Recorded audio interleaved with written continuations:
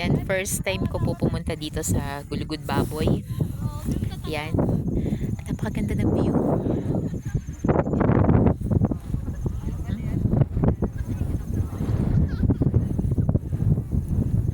Ang ganda.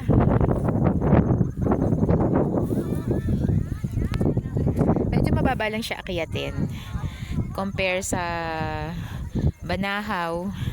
Yan, kasi malimit kami sa Banahaw dati. Dati pa yon. Sobrang tagal na. And then ngayon nagkayayaan lang kami nung mga kasama ko, yung mga kamag-anak ng asawa ko. Yan.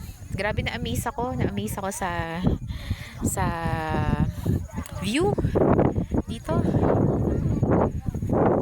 Malibot ay dagat. Yan, kitang-kita mo yung dagat dito. Kapag magre-relax ka, kapag ka, alam mo yon, yung medyo stress ka, medyo madali lang siya puntahan, siguro in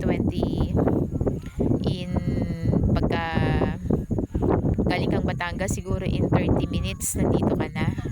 Yan, upo ka lang dito sa part na to, and then langhap ka ng sariwang hangin. Yan, inhale, exhale. Makakatulong ito, yan, para ma-relieve yung mga stress na maaaring nararamdaman mo sa mga panahong ito. Yan, kumbaga i-divert mo muna yung isip mo sa ibang bagay.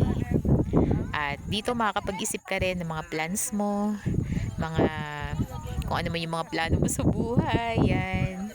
At habang nakaupo ka dito, yan sa gilid na yan,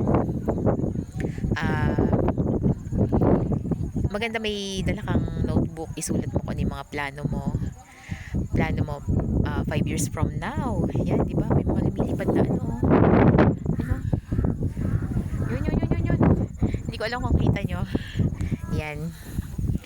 Basta patuloy lang tayo na mangarap.